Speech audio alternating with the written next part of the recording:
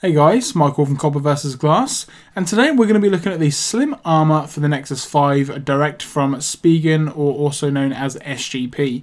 Now this case is going to give some really great protection. I'm just going to do a quick unboxing for you guys now, as you don't get anything in the actual box apart from the case and a little bit for authenticity. You get a little card that states that it is a real case. So let's take a look.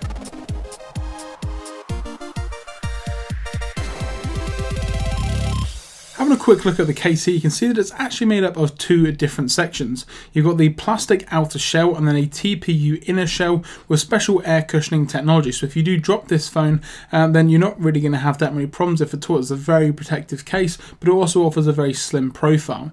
Now putting the actual phone into the case is very easy. I just go for the top first with the buttons for the volume and the power on, and then just snap it in down on the bottom.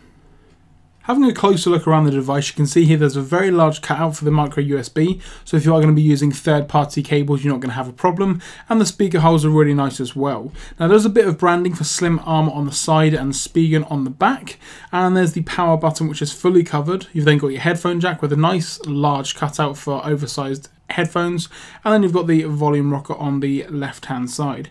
The camera itself is very nicely recessed. You can see that there's little corners so that it's not going to be touching the table at all, and the great thing about this is if you've used the Nexus 5 without a case, you'll know that it touches the camera and portions of the case, because the camera does actually stick out a bit. Now there is also a really nice lay on the table with this case as well, so if you're going to be putting the phone face down, you're not going to have any problems at all. Now one issue that I do have is the power button can sometimes take more than one push for it to actually work. Whether it's an issue with the case that I've received, or whether it's actually just part of the manufacturing process. The volume rocker on the other hand though works perfectly well. There's a really nice tactile feedback that you don't necessarily get with the more kind of mushy power button on the right hand side of the phone.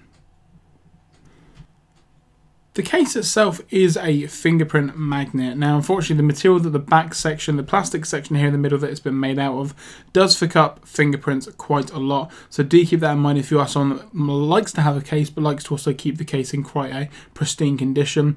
Because the lay on the table is really deep as well, you may have some issues with the sides, because obviously certain Google apps you have sidebars that you want to drag in and out. So that can maybe sometimes cause a bit of issue. But one thing that I would say though is, like I say, the camera with these little bits at the back here is definitely really nice. You're not going to have any trouble with putting it onto a table face down or face up.